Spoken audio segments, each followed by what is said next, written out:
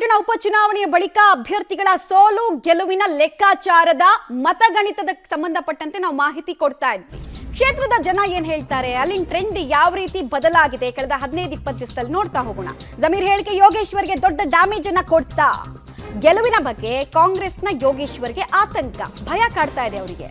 ಒಕ್ಕಲಿಗ ಮತಗಳು ಸಂಪೂರ್ಣ ಜೆಡಿಎಸ್ ಪಾಲಾಗಿದೆ ಅಂತ ಲೆಕ್ಕಾಚಾರ. ಕನ್ಸಾಲಿಡೇಷನ್ ತಮಗಾಗದೆ ಆಂಟಿ ಕನ್ಸಾಲಿಡೇಷನ್ ಆಗಿದೆ ಅನ್ನುವಂತಹ ಭಯ. ಸೋಲನ್ನ ಒಪ್ಪಿಕೊಳ್ತಾ ಇಲ್ಲ, ಆದ್ರೆ ಸಮಬಲದ ಹೋರಾಟ ಎಂಬ ಮತಗಣಿತವನ್ನ ಮುಂದಿಡ್ತಾ ಇದ್ದಾರೆ. ಅವ್ರ ರೀಸನ್ಗಳನ್ನು ಕೊಡ್ತಾ ಇದ್ದಾರೆ. ಆಂಟಿಸಿಪೇಟರಿ ಬೇಲ್ ಹಾಕೊಂಡಂಗಿತ್ತು, ಈ ತರದೆಲ್ಲ ರೀಸನ್ಸ್ ಇದೆ, ಹಿಂಗ್ ನನ್ನ ಪರವಾಗಿ ಇದು ವರ್ಕ್ ಆಗಿದ್ರು ಇದು ಡ್ಯಾಮೇಜ್ ಆಗಿದೆ ಅಂತೆಲ್ಲ ಅವ್ರು ಹೇಳ್ತಾ ಇದ್ದಿದ್ದು ನೋಡಿದ್ರೆ ಅವ್ರ ಹತ್ರ ಒಂದಷ್ಟು ಲೆಕ್ಕಾಚಾರ ಅಂತೂ ಇದ್ದೇ ಇದೆ. HDK ವಿರುದ್ಧ DKC ಪ್ರತಿಷ್ಠೆಗೆ ಇಲ್ಲಿ ಗೆಲುವು ದಕ್ಕಲ್ವಾ? 15 ದಿನಗಳ ಹಿಂದೆ ಯೋಗೇಶ್ವರ್ ಅವರು ನಾಮಿನೇಷನ್ ಫೈಲ್ ಮಾಡಿದಾಗ ಕೇಕ್ ವಾಕ್ ಆಗುತ್ತೆ ಅವರಿಗೆ. ಚನ್ನಪಟ್ಟಣ ಕ್ಷೇತ್ರ 2 ಸಲದ ಸೋಲಿನ ಅನುಕಂಪ ಜೊತೆಗೆ ಕೊನೆ ಕ್ಷಣದಲ್ಲಿ ಟಿಕೆಟ್ ಇಲ್ಲ ಅನ್ನುವಂತಹ ವಿಚಾರ ಎಲ್ಲವೂ ಯೋಗೇಶ್ವರ್ಗೆ ಪ್ಲಸ್ ಆಗುತ್ತೆ ಅಂತ ಹೇಳಲಾಗ್ತಾ ಇತ್ತು. ಆದ್ರೆ ಕಳೆದ 15 ದಿನದಲ್ಲಿ ಇಡೀ ರಾಜಕೀಯ ಪುಟ ಅಲ್ಲಿ ಬದಲಾಗಿ ಹೋಗಿದೆ. ಹೀಗಾಗಿ ಸುಲಭವಾಗಿ ಅನಾಯಾಸವಾಗಿ ದಕ್ಕಬೇಕಾಗಿದ್ದ ಕ್ಷೇತ್ರ, ನೀರು ಕುಡಿದಷ್ಟೇ ಸಲೀಸಾಗಿ ಸಿಗಬೇಕಾಗಿದ್ದ ಕ್ಷೇತ್ರದಲ್ಲಿ ಟಫ್ ಕಾಲ್ ಇದೆ. ಯಾರೇ ಗೆದ್ರೂ ಕೂಡ ಕಡಿಮೆ ಅಂತರ ಅಂತ ಅವ್ರು ಹೇಳಿರುವಂತಹ ಮಾತು. ಉಪಚುನಾವಣೆಗೆ ಮತದಾನ ಮುಗಿದಿದೆ. ಅಭ್ಯರ್ಥಿಗಳು ಕೂಡ ಗೆಲುವು ಸೋಲಿನ ಲೆಕ್ಕಾಚಾರದಲ್ಲಿ ಮುಂದಾಗಿದ್ದಾರೆ. ಅವರವರದೇ ಆದಂಥ ಒಂದಷ್ಟು ಲೆಕ್ಕಾಚಾರದಲ್ಲಿ ಸೋಲು ಗೆಲುವಿನ ಒಂದು ಅಂತರವನ್ನು ಇದೀಗ ಚರ್ಚೆ ಮಾಡ್ತಾ ಇದ್ದಾರೆ. ಸದ್ಯ ಈ ಬಗ್ಗೆ ಮಾತನಾಡಲಿಕ್ಕೆ ಕಾಂಗ್ರೆಸ್ ಅಭ್ಯರ್ಥಿಯಾಗಿರುವಂಥ CP ಯೋಗೇಶ್ವರ್ ಅವರು ನನ್ನ ಜೊತೆ ಇದ್ದಾರೆ. ಅವ್ರನ್ನ ಮಾತನಾಡಿಸ್ತೀನಿ. ಸರ್, ಮೊದಲನೇದಾಗಿ ಚನ್ನಪಟ್ಟಣದಲ್ಲಿ ದಾಖಲೆ ಮಟ್ಟದ ಮತದಾನ ಆಗಿದೆ, ನಿನ್ನೆ ಮತದಾನ ಆಗಿದೆ. ನಿಮ್ಮ ಲೆಕ್ಕಾಚಾರ ಹೇಗಿದೆ? ಯಾವೆಲ್ಲ ವಿಚಾರಗಳು ಪ್ಲಸ್ ಆಗುತ್ತೆ, ಯಾವೆಲ್ಲ ವಿಚಾರಗಳು ಮೈನಸ್ ಆಗುತ್ತೆ ಅಂತ ಅನಿಸ್ತಿದೆ? ಚನ್ನಪಟ್ಟಣದ ರಾಜಕೀಯ ಇತಿಹಾಸದಲ್ಲಿ 2,06,000ಗಿಂತ ಹೆಚ್ಚು ಮತಗಳಾಗಿರ್ತಕ್ಕಂಥದ್ದು ಒಂದು ಆಶಾದಾಯಕವಾದಂಥ ಬೆಳವಣಿಗೆ. ಮತದಾರರು ಭಾಳ ಹುಮ್ಮಸ್ಸಿನಿಂದ ಹುರುಪಿನಿಂದ ಬಂದು ಮತದಾನ ಮಾಡಿದ್ದಾರೆ. ಮತದಾನ ಆಗಿದೆ, ಆದರೆ ಗುಪ್ತ ಮತದಾನ, ಯಾರಿಗೆ ಬೇಕಾದ್ರೂ ಮತ ಹಾಕ್ಬೋದು. ಮತದಾರರನ್ನ ಅರ್ಥ ಮಾಡ್ಕೊಳ್ಳೋದು ಕಷ್ಟ ಇದೆ. ಆದರೂ ನಾವು ಅವ್ರನ್ನ ತಲುಪುವ ಪ್ರಯತ್ನ ಮಾಡಿದ್ದೀವಿ.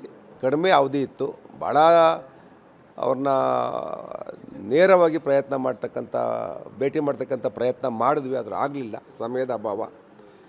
ನೋಡಬೇಕು ಏನಾಗುತ್ತೆ ಅಂತ. CP ಯೋಗೇಶ್ವರ್ ಅವರು 9 ಚುನಾವಣೆಗಳನ್ನ ಎದುರಿಸಿದ್ದಾರೆ, ಇದು 10ನೇ ಚುನಾವಣೆ. ನಿಮ್ಮ ರಾಜಕೀಯ ಒಂದು ಅನುಭವದ ಪ್ರಕಾರ ಈ ಚುನಾವಣೆಯಲ್ಲಿ ಗೆಲ್ಲುವ ನಿರೀಕ್ಷೆ ಎಷ್ಟಿದೆ ಸರ್?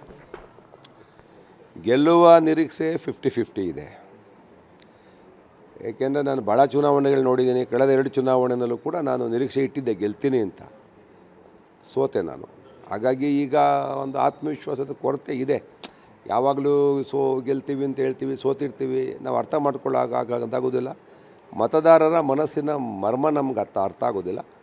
ಆದರೆ ಈ ಚುನಾವಣೆ ಒಂದು ರೀತಿ ವಿಚಿತ್ರವಾದಂಥ ಘಟ್ಟವನ್ನು ತಲುಪಿದೆ. ಒಂದು ಕಡೆ ಸ್ಥಳೀಯವಾಗಿ ಒಕ್ಕಲಿಗರ ಪ್ರಾಬಲ್ಯವಿರ್ತಕ್ಕಂಥ ಕ್ಷೇತ್ರ, ಇಲ್ಲಿ ದೇವೇಗೌಡರು ಬಂದು ಖುದ್ದಾಗಿ ತೊಡೆ ತಡ್ತಕ್ಕಂಥದ್ದು, ಅವರ ಆವೇಶದ ಭಾಷಣ, ಅವ್ರ ಮೊಮ್ಮಗಳನ್ನ ಗೆಲ್ಲಿಸ್ತೀನಿ ಅಂತ ಹೇಳ್ತಕ್ಕಂಥದ್ದು, ಅವ್ರ ಪ್ರತಿಜ್ಞೆ ಮಾಡ್ತಕ್ಕಂಥದ್ದು, ಅವ್ರು ಈ ವಯಸ್ಸಲ್ಲೂ ಕೂಡ ಇಷ್ಟೆಲ್ಲ ಹೋರಾಟದ ಮಾಡೋದು ನೋಡಿದಾಗ ಎಲ್ಲ ಒಂದು ಕಡೆ ನಾವು ಮೆಚ್ಚಲೇಬೇಕು. ಅವರ ಒಂದು ದೃಢವಾದಂಥ ನಾಯಕತ್ವವನ್ನು ನಾವು ಒಪ್ಕೋಬೇಕಾಗತ್ತೆ. ಕುಮಾರಸ್ವಾಮಿ ಅವರು ಡೀಟೇಲ್ಸ್ ಕೊಡ್ತಾರೆ. ನೇರ ಸಂಪರ್ಕದಲ್ಲಿ ಜಾಯಿನ್ ಆಗ್ತಾ ಇದ್ದಾರೆ ವಿನಯ್. ಈಗ ಗೆಲ್ಲುವ ಅಭ್ಯರ್ಥಿಗೆ ಲೀಡ್ ಎಷ್ಟು ಸಿಗಬಹುದು ಅನ್ನುವಂತಹ ಕುತೂಹಲ ಇವ್ರ ಮಾತು ಕೇಳಿಸ್ಕೊಳ್ತಾ ಇದ್ರೆ ಒಂದು ಚುನಾವಣೆಯ ಫಲಿತಾಂಶಕ್ಕೂ ಮುಂಚೆನೆ ಮುಖ ಬಾಡ್ತಾ ಇರೋ ಹಾಗೆ ಕಾಣಿಸ್ತಾ ಇದೆ. ಯೋಗೇಶ್ವರ್ ಅವರ ಭಯಕ್ಕೆ ಏನ್ ಕಾರಣ? ಒಕ್ಕಲಿಗ ಸಮುದಾಯ ಕಂಪ್ಲೀಟ್ ಆಗಿ ಆಂಟಿ ಕನ್ಸಾಲಿಡೇಟ್ ಆಗಿದೆ ಅನ್ನೋದು ಅವರಿಗೆ ಬೂತ್ ನಲ್ಲಿ ಸಿಕ್ಕಿರುವಂತಹ ರಿಪೋರ್ಟ್. ಜನ ಏನ್ ಹೇಳ್ತಾ ಇದ್ದಾರೆ? ಟ್ರೆಂಡ್ ಹೇಗೆ 15 ದಿನದಲ್ಲಿ ಬದಲಾಗಿ ಹೋಗಿದೆ ಅಂತ ವಿನಯ್? ಖಂಡಿತವಾಗ್ಲೂ ಮಮತಾ, ಯಾಕಂದರೆ ಚನ್ನಪಟ್ಟಣದ ಉಪಚುನಾವಣೆ ಕಡ ಈಗ ಕಂಪ್ಲೀಟ್ ಆಗಿ ಅಂದರೆ ಮತದಾನ ಮುಗಿದಿದೆ. ಈಗ ಅಭ್ಯರ್ಥಿಗಳು ಸೋಲು ಗೆಲುವಿನ ಲೆಕ್ಕಾಚಾರವನ್ನು ಕೂಡ ಹಾಕಿಕೊಳ್ತಿದ್ದಾರೆ. ಭಾಳ ಪ್ರಮುಖವಾಗಿ ಈ ಕ್ಷೇತ್ರದಲ್ಲಿ ಒಂದಷ್ಟು ಲೆಕ್ಕಾಚಾರವನ್ನು ಅಭ್ಯರ್ಥಿಗಳು ಹಿಂದೆ ಇಟ್ಕೊಂಡಿದ್ರು. ಚುನಾವಣೆ ಘೋಷಣೆಗೂ ಮುನ್ನವೇ ಒಂದು ರೀತಿ ಲೆಕ್ಕಾಚಾರ ಇತ್ತು, ನಾಮಪತ್ರ ಸಲ್ಲಿಕೆ ಬಳಿಕ ಲೆಕ್ಕಾಚಾರ ಇತ್ತು, ಚುನಾವಣೆ ಕೊನೆ ದಿನವೂ ಕೂಡ ಒಂದು ರೀತಿಯಾದಂಥ ಲೆಕ್ಕಾಚಾರ ಇತ್ತು. ಆದರೆ ಚುನಾವಣೆ ಆದ ಮೇಲೆ ಒಂದು ರೀತಿಯ ಲೆಕ್ಕಾಚಾರವನ್ನು ಹಾಕ್ತಾ ಇರುವಂಥದ್ದು. ಯಾಕಂದರೆ ಯಾರು ಯಾವ ರೀತಿಯಾಗಿ ಓಟನ್ನು ಹಾಕಿದ್ದಾರೆ, ಯಾವ ಸಮುದಾಯ ಯಾವರಿಗೆ ಹೆಚ್ಚು ಪ್ರಾಶಸ್ತ್ಯವನ್ನು ನೀಡಿದೆ ಅನ್ನೋದ್ರ ಬಗ್ಗೆ ಕೂಡ ಸಾಕಷ್ಟು ಚರ್ಚೆ ಆಗ್ತಾ ಇರುವಂಥದ್ದು. ಯಾಕಂದರೆ ಯೋಗೇಶ್ವರ್ ಅವರು ಕಳೆದ 9 ಚುನಾವಣೆಯನ್ನು ಎದುರಿಸಿದ್ದು ಅವರ 10ನೇ ಚುನಾವಣೆ. ಹಾಗಾಗಿ ಸಾಕಷ್ಟು ಅನುಭವ ಕೂಡ ಇದೆ ಅವರು. ಹಾಗಾಗಿ ಅವರೇ ಹೇಳುವಂತೆ ಈ ಚುನಾವಣೆಯಲ್ಲಿ ಅಷ್ಟು ಈಸಿ ಇಲ್ಲ. ಯಾಕಂದರೆ ನಾಮಪತ್ರ ಸಲ್ಲಿಕೆ ವೇಳೆ ನನಗೆ ಭಾಳ ಈಜಿ ಇದೆ, ಕ್ಷೇತ್ರದ ಮತದಾರರು 2 ಬಾರಿ ಸೋಲಿಸಿರೋದ್ರಿಂದಾಗಿ ಈ ಬಾರಿ ಗೆಲ್ಲಿಸ್ತಾರೆ ಅನ್ನೋ ಒಂದು ಮಾತುಗಳನ್ನು ಯೋಗೇಶ್ವರ್ ಅವರು ಹೇಳ್ತಿದ್ರು.